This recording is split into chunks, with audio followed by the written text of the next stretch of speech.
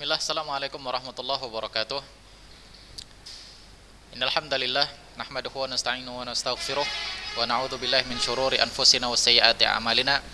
Man yahdihillahu fala mudhillalah wa man yudlil fala hadiyalah. Asyhadu an la ilaha illallah wahdahu la syarikalah wa asyhadu anna Muhammadan abduhu wa rasuluh.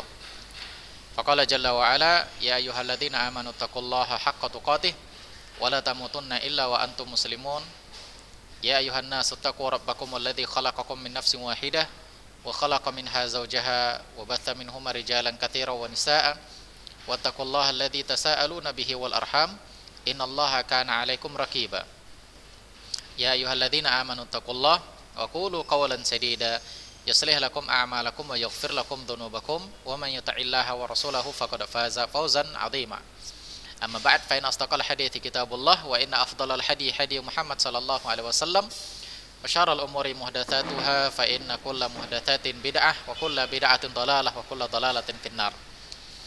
Baik, anak-anak sekalian rahimani wa rahimakumullah, kita agak ngebut sedikit ini yaitu kita sudah ketinggalan jauh dengan akhwat. Kita sudah ketinggalan jauh dengan akhwat, jadi kita sedikit ngebut. Kita masuki makna ibadah. Kita akan ambil poin-poin pentingnya saja. Makna ibadah. Apa itu makna ibadah? Apa itu ibadah? Apa definisi ibadah? Definisi ibadah adalah ismun jami' likulli ma yuhibbuhullahu wa yardah. Ismun jami' likulli ma yuhibbuhullahu wa yardah minal aqwal wal a'mal al batinah wa dhahirah. Itu definisi ibadah. Ismun jami' likulli ma yuhibbuhullahu wa yardah minal aqwal wal a'mal al batinah wa dhahirah, yaitu sebuah nama yang melingkupi apa yang Allah cintai dan apa yang Allah ridhai dari ucapan maupun perbuatan, baik zahir maupun batin. Itu makna ibadah. Saya ulangin sekali lagi, sebuah nama yang melingkupi apa saja yang dicintai oleh Allah dan diridhoi oleh Allah Subhanahu wa taala dari ucapan kita ataupun perbuatan kita, baik zahir maupun batin. Ini makna ibadah. Bahasa sederhananya, ibadah itu adalah ucapan atau perbuatan baik lahir maupun batin yang dicintai dan diridhoi oleh Allah. Itu makna ibadah. Ucapan ataupun perbuatan baik lahir maupun batin yang dicintai dan diridhoi oleh Allah Subhanahu wa taala. Contoh, ucapan lahir. Kita mengucapkan astaghfirullah atau membaca Al-Quran, maka ini ibadah. Atau ucapan batin, seperti niat kita. Kita berniat mau ibadah, mau sholat, maka ini ibadah. Atau juga perbuatan lahir, seperti apa? Kita sholat dengan gerakan Allahu Akbar, maka ini ibadah. Membantu teman yang lagi kesulitan, membantu teman yang tampak lagi kesulitan, maka ini ibadah. Ini amalan lahir. Ada amalan batin, seperti apa? Seperti takut kepada Allah, taubat kepada Allah, suka cinta kepada Allah, harap kepada Allah, maka ini amalan batin. Ini juga ibadah. Jadi makna ibadah itu luas, gak sempit, gak hanya sekedar sholat, puasa, zakat, bukan hanya sekedar itu. Bahkan dalam perkara adat sekalipun, dalam perkara-perkara yang mubah bisa jadi ibadah. Apa contoh yang mubah? Tidur misalnya. Tidur gak ada pahala, gak ada dosa. Tapi tatkala kita niatkan karena Allah, misalnya kita tidur di malam hari agar kita bisa bangun pagi melaksanakan sholat subuh. Niat kita karena Allah agar kita bisa bangun pagi dan sholat subuh, maka tidur kita mendapatkan pahala. Tidur kita menjadi ibadah. Jadi ibadah itu meliputi semua hal yang dicintai dan diridhoi oleh Allah Subhanahu wa taala. Ini makna ibadah. Baik. Kita lanjut.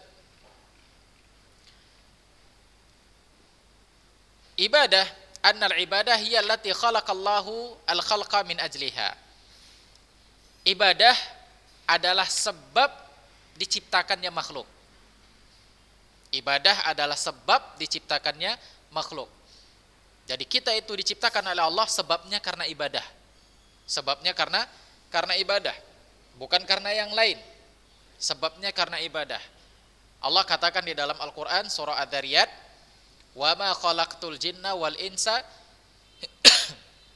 wa ma khalaqtul jinna wal insa illa liya'budun." Tidak aku ciptakan jin dan manusia kecuali hanya untuk ibadah kepadaku. Ma uridu minhum min rizqin wa ma uridu minhum wa ma uridu an yut'imun. Aku tidak minta rezeki sama mereka dan aku tidak minta makan sama mereka. Innallaha huwa razzaq dzul quwwatil matin. Maka sesungguhnya Allah lah yang maha pemberi rezeki, yang Allah maha kuat. Nah, dalam ayat ini menunjukkan bahwa kita diciptakan oleh Allah karena ibadah. Jadi ibadah adalah sebab kita diciptakan oleh Allah Subhanahu wa taala. Semua makhluk diciptakan oleh Allah Subhanahu wa taala karena sebab ibadah. Baik, ini ibadah. Kita lanjut. Kita akan ambil poin-poin pentingnya saja. Rukun ibadah. Ibadah punya dua rukun. Kalau ada rukun ini, maka jadilah dia sebuah ibadah. Rukun itu apa? Rukun itu pondasi, yang mana kalau nggak ada rukun, bangunan di atasnya tidak akan bisa tegak. Saya kasih contoh. Ini contohnya rukun. Ini contohnya rukun. Kalau nggak ada ini, bangunan di atasnya nggak bisa tegak. Jadi saya kasih contoh, ini bangunannya. Ini bangunan di atasnya. Dia tegak dengan rukun ini. Kalau rukunnya patah, nggak ada, bangunan di atasnya itu bisa roboh. Bangunan di atasnya bisa roboh. Maka itulah dia rukun. Nah, ibadah juga punya dua rukun. Kalau rukunnya rusak, maka ibadahnya batal. Ibadahnya bisa rusak. Itu dia. Apa rukun ibadah yang pertama? Kamaludzul wal khauf. Rukun ibadah yang pertama itu yaitu ketundukan dan ketakutan. Alhamdulillah. Rasa takut dan tunduk, itu rukun yang pertama. Yang kedua, kecintaan. Itu rukun yang kedua. Jadi adzul wal khauf dan al-hub, ini rukun. Takut dan tunduk dan cinta. Maka ketika kita ibadah harus ada rukun-rukunnya ini. Harus ada rukunnya. Kalau nggak ada rukun, maka nggak dikatakan ibadah. Kalau orang beribadah tanpa ada rasa takut, maka ini bukan ibadah namanya. Contoh seperti apa? Seperti orang yang mau sholat tapi dia nggak takut sama neraka, maka ini bukan ibadah namanya. Dia mau sholat tapi dia nggak takut sama Allah, dia berani sama Allah, ini nggak ibadah namanya. Jadi ibadah itu harus dilandasi dengan rasa takut, takut akan siksanya Allah, takut kalau ibadah kita itu tidak diterima, dan dengan rasa ketundukan, tunduk dengan Allah, tunduk dengan apa yang dia syariatkan, dan juga dengan rasa cinta. Kalau ada orang yang ibadah itu tidak ada cintanya sama Allah Subhanahu wa taala, dia nggak cinta sama Allah, dia nggak cinta sama syariat Allah, tapi dia ibadah, dia sholat, maka ini ibadahnya nggak diterima. Sama seperti ibadahnya orang munafik. Dalam hati, di luarnya dia tampak ibadah, tapi dalam hatinya dia benci. Maka ini tidak dikatakan ibadah. Jadi rukun ibadah ada dua, yaitu kamalul wal khauf dan kamalul hub. Tunduk dan takut, dan yang kedua adalah cinta. Baik, ini rukun ibadah. Kita lanjut.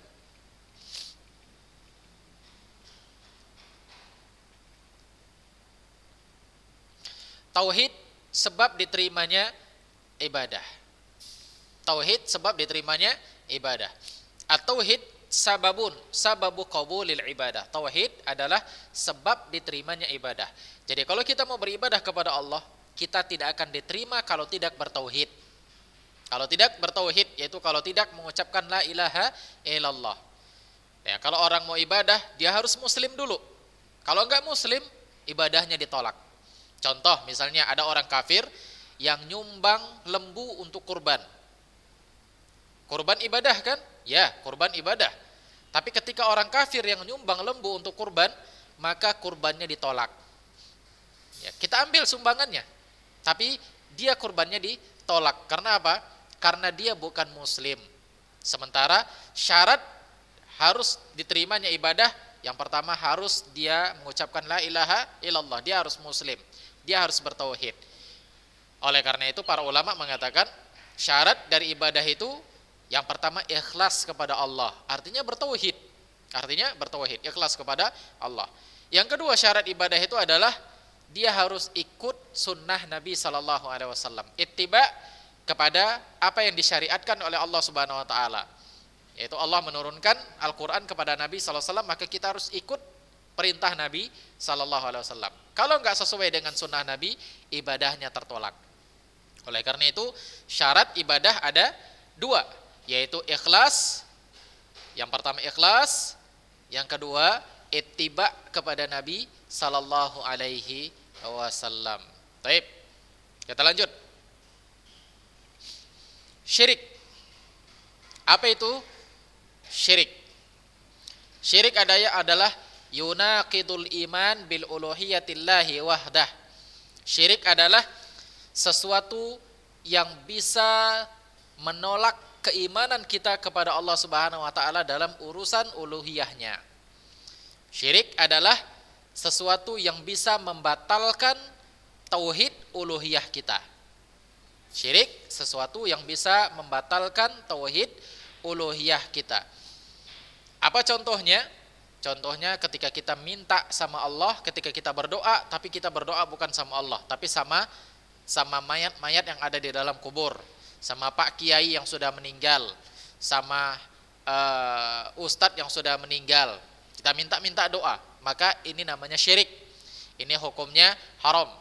Dan Allah tidak akan ampuni dosa syirik. Kalau kita meninggal, kita berbuat syirik, Allah tidak akan ampuni dosa kita. Kita akan kekal di dalam neraka. Tapi kalau kita masih hidup, kita berbuat syirik dan kita taubat, Allah Maha penerima taubat. Nah, apa dalilnya Allah tidak akan mengampuni dosa syirik? Allah katakan di dalam Al-Quran, di dalam surah An-Nisa ayat 48, innallaha la yaghfiru ayyushraka bihi wa yaghfiru ma duna dzalika liman yasha. Allah tidak akan ampuni dosa syirik, tapi Allah akan ampuni dosa-dosa yang lain selain syirik. Baik. Ini syirik. Demikian juga Allah katakan di dalam Al-Qur'an, inna syirka la dzulmun adzim. Syirik itu adalah dosa yang paling besar, kezaliman yang paling besar. Apa itu syirik? Nabi SAW pernah ditanya dosa yang paling besar, maka beliau mengatakan anta ja'ala lillahi niddan wa huwa khalaqaka. Engkau menjadikan Allah tandingan, yaitu engkau mensyirikkan Allah padahal Allah Subhanahu wa taala yang menciptakan engkau. Nah, ini dia syirik. Taib. Syirik ada dua jenis. Syirik ada dua jenis. Yang pertama syirik akbar, dan yang kedua syirik asghar. Yang pertama syirik akbar dan yang kedua syirik asghar. Apa itu syirik akbar? Syirik akbar adalah syirik yang bisa mengeluarkan pelakunya dari Islam. Dia kafir. Orang yang melakukan syirik akbar hukumnya kafir, keluar dari Islam. Adapun syirik asghar, syirik yang tidak menyebabkan pelakunya keluar dari Islam. Syirik yang tidak menyebabkan pelakunya keluar dari Islam. Kalau dia melakukan syirik, dia masih muslim statusnya. Kalau syirik akbar, dia bisa kekal di dalam neraka. Kalau dia meninggal dan dia tidak tobat, dia kekal dalam neraka. Kalau syirik asghar, dia meninggal dan dia tidak tobat, dia enggak kekal di neraka. Dia berdosa dan dia masuk neraka, tapi dia nanti akhirnya akan masuk ke dalam surga. Ini syirik asghar. Apa contoh syirik akbar? Contoh syirik akbar tadi, seperti minta-minta kepada orang yang sudah meninggal. Itu contoh syirik akbar. Apa contoh syirik asghar? Contoh syirik asghar adalah riya dalam ibadah. Riya. atau sum'ah atau ujub dalam ibadah. Nah, ini syirik asghar. Taib. Ini pembagian syirik.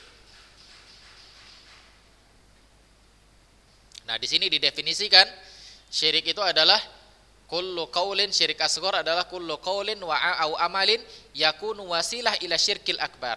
Jadi syirik asghar adalah ucapan atau perbuatan yang merupakan sarana menuju syirik akbar. Sarana menuju syirik akbar. Ya, contoh syirik asghar tadi riya atau sum'ah atau ujub. Contoh yang lain syirik asghar bersumpah kepada selain Allah. Bersumpah kepada selain Allah. Ini hukumnya syirik asghar. Taib. Sampai di sini tafadhol. Silahkan kalau ada yang mau bertanya. Yuk, buka semua mic-nya. Nah, ada yang mau bertanya silahkan.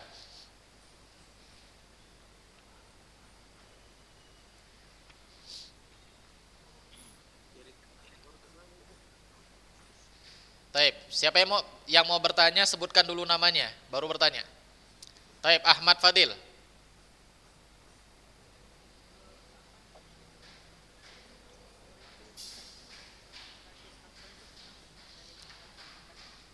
Gimana? Ulangin, agak kuat suaranya. Bagaimana syirik asghar itu bisa mengantarkan kepada syirik akbar? Taib, bagaimana syirik asghar bisa Taib, matikan dulu mic semua.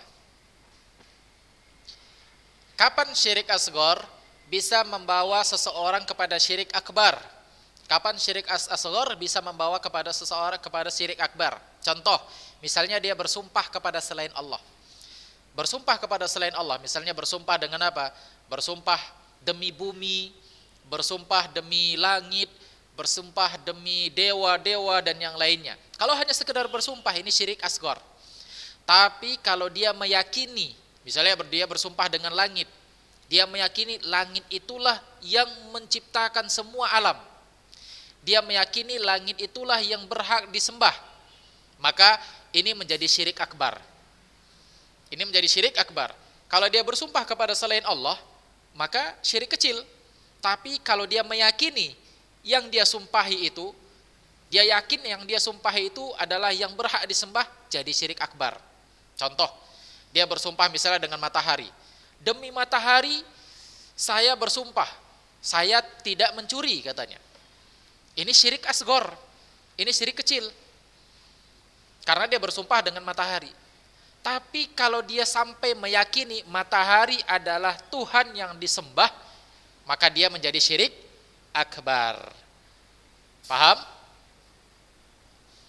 Paham? Taib. Fadal, yang lain silahkan.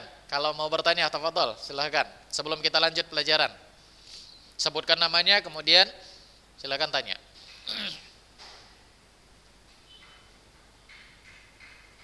Habis? Baik. Kalau gitu Ustadz yang mau nanya sebelum kita lanjut. Ustadz yang mau nanya.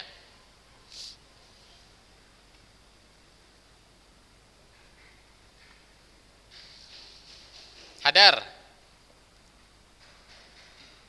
Nah. Hadar. Baik. Sebutkan pembagian syirik.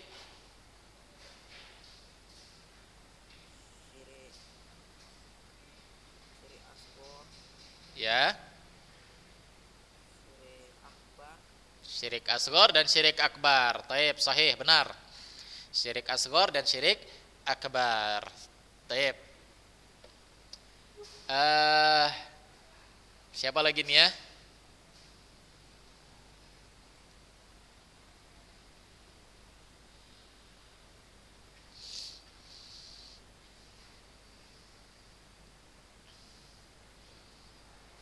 Ahmad Fadil.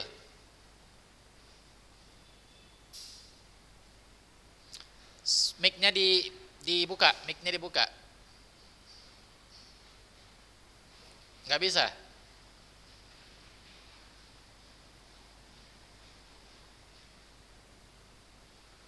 Nah, sudah bisa. Nah, Ahmad. Baik, Ahmad Fadil. Coba sebutkan rukun ibadah. Rukun ibadah ada dua. Yang pertama itu adalah ketundukan dan ketakutan. Yang kedua adalah kecintaan. Masya Allah, mumtaz. Mumtaz. Taib. Yang berikutnya.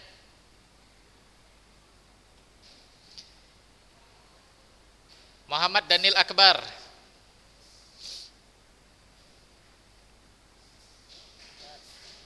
Taib. Coba sebutkan apa sebabnya kita diciptakan oleh Allah. Untuk beribadah kepadanya. Taib, mumtaz. Taib, kita lanjutkan.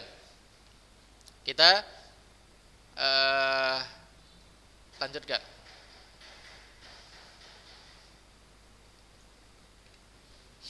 Al-imanu bi asma'illahi wa sifatihi. Taib. Al-imanu bi asma'illahi wa sifatihi.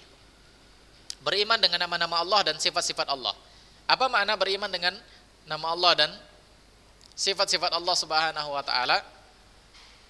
Wa huwa itsbatu ma atsbatahu Allah li nafsihi fi kitabihi aw sunnati rasulih sallallahu alaihi wasallam minal asma'i was sifat ala wajhil laik billahi taala.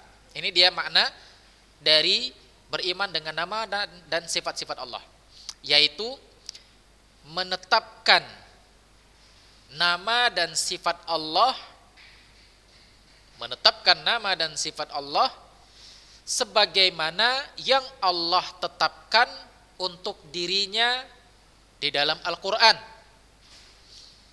atau sebagaimana yang ditetapkan oleh Nabi Sallallahu Alaihi Wasallam di dalam sunnah beliau, yang sesuai dengan Allah Subhanahu wa taala. Ini makna dari al-iman bi asmaillah wa sifatihi, yaitu makna dari beriman dengan nama dan sifat-sifat Allah Subhanahu wa taala, yaitu kita menetapkan nama dan sifat Allah sebagaimana Allah tetapkan di dalam Al-Quran ataupun ditetapkan oleh Nabi di dalam sunnahnya, yang sesuai dengan kebesaran dan keagungan Allah. Contoh misalnya, Allah punya nama Al-Basir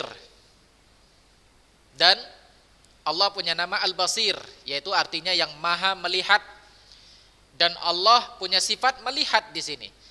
Maka Allah sebutkan di dalam Al-Quran dan Nabi SAW sebutkan di dalam sunnahnya. Maka kita juga harus meyakini Allah punya nama Al-Basir dan Allah punya sifat melihat. Namun kita harus yakini Allah melihat yang sesuai dengan kebesaran dan keagungan Allah.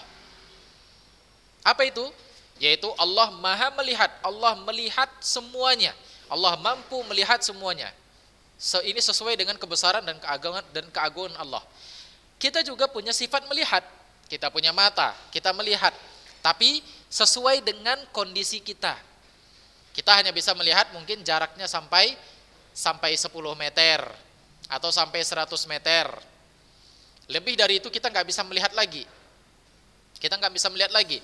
Kalau sudah lebih dari 1 kilo, kita hanya bisa melihat kecil orangnya. Kita nggak melihat wajahnya gimana, karena orangnya sudah jauh, kan begitu. Orangnya jauh. Kita nggak bisa lihat lagi orangnya. Tapi Allah Subhanahu wa taala maha melihat.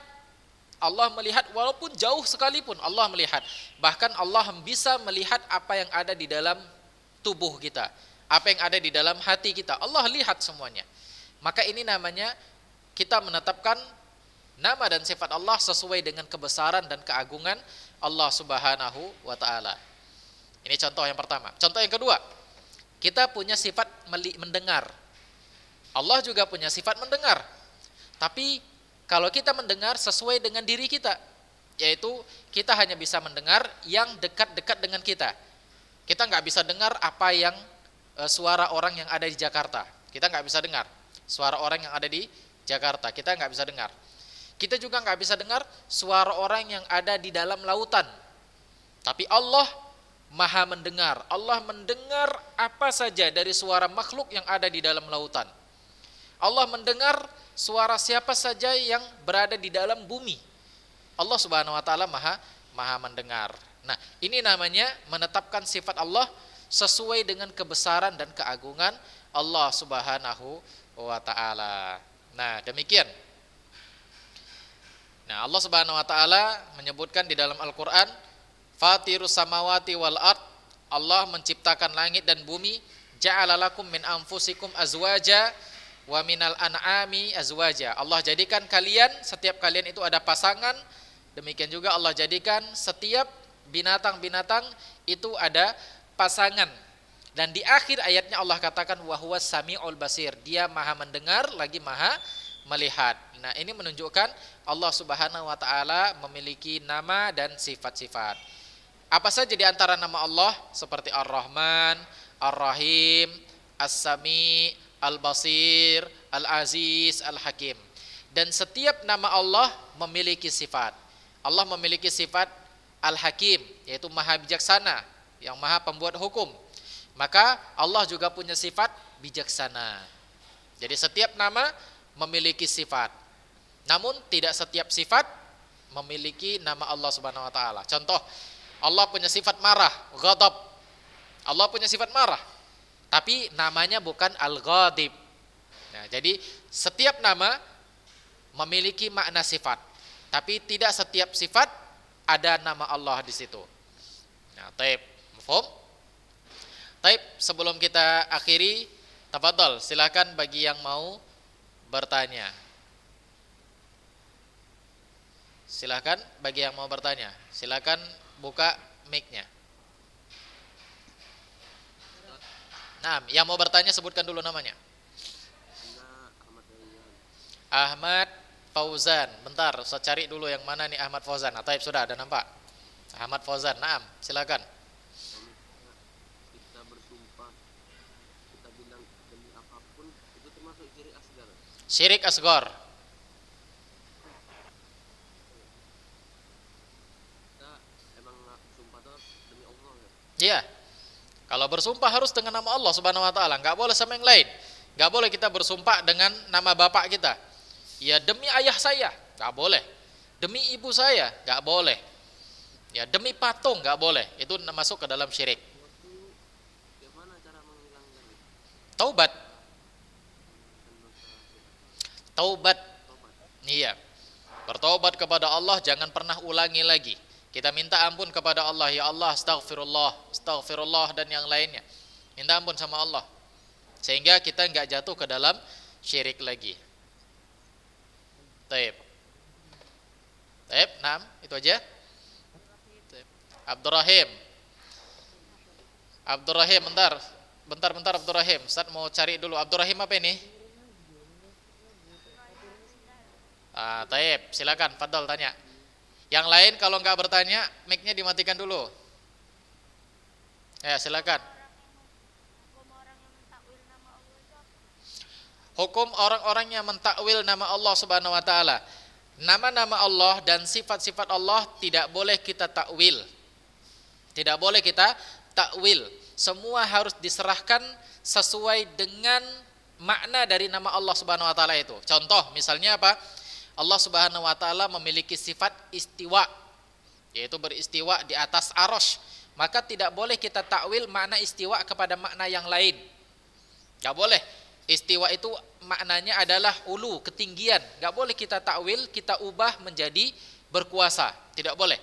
Kalau ada orang yang merubahnya menjadi berkuasa, dia takwil sifat-sifat Allah Subhanahu wa taala, maka hukumnya haram dan dia bisa jatuh ke dalam kesesatan. Dia bisa jatuh ke dalam kesesatan. Jadi tidak boleh mentakwil sifat-sifat Allah. Kalau mau ditakwil harus ada dalil. Kalau tidak ada dalil maka tidak boleh mentakwil. Nah, demikian. Wallahu a'lam. Sudah? Siapa anaknya ini?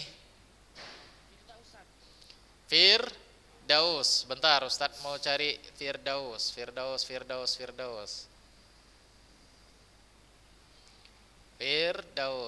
Mana ini Firdaus? Gak kelihatan Firdaus. Firdaus. Muhammad Firdaus. Sudah nampak. Taib, silakan.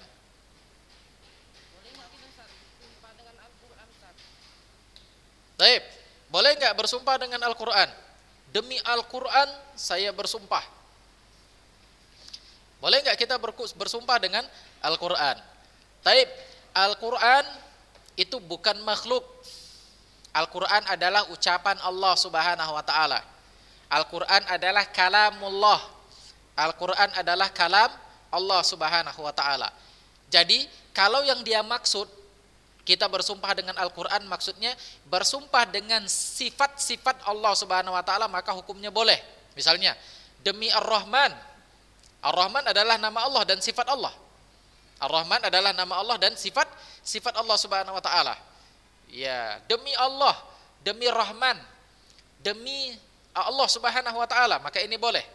Demi Al-Mutakallim, demi yang berbicara, yang maksudnya Allah Subhanahu wa ta'ala di sini. Sifat-sifat Allah Subhanahu wa ta'ala, maka hukumnya boleh. Jadi kalau yang dimaksud bersumpah dengan Al-Qur'an di sini adalah bersumpah dengan Allah, bersumpah dengan sifat-sifat Allah, hukumnya boleh. Tapi kalau yang dimaksud bersumpah dengan bendanya, dengan kertasnya misalnya, dengan tintanya atau yang lainnya, artinya dengan makhluk, maka hukumnya tidak boleh. Ini jatuh ke dalam syirik kecil. Baik, bisa bedakan kan? Al-Quran kan itu ada kertasnya.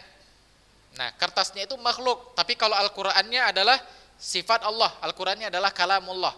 Tapi kalau kertasnya, kertas mana contoh Al-Quran ya? Nah, inilah Ustaz kasih contoh. Nah, ini Al-Quran. Nah, ini Al-Quran. Ini Al-Quran. Al-Quran enggak? Ya, ini Al-Quran. Tapi bendanya ini apa? HP. Bendanya makhluk. Bendanya makhluk. Bendanya makhluk. Jadi demikian juga Al-Quran. Al-Quran itu adalah kalamullah, tapi kertasnya adalah makhluk. Nah, taib, bisa dibedakan kan? Taib. Taib, padahal wallahu alam. Silahkan. Waktunya sudah habis. Maaf, kita cukupkan saja sampai di sini. Insyaallah akan kita lanjutkan yang masih berkaitan dengan bab al-iman bi asma was sifat. Taib, aku qouli hadza wa astaghfirullah li wa lakum wa lisairil muslimin innahu huwal ghafurur rahim. Assalamualaikum warahmatullahi wabarakatuh.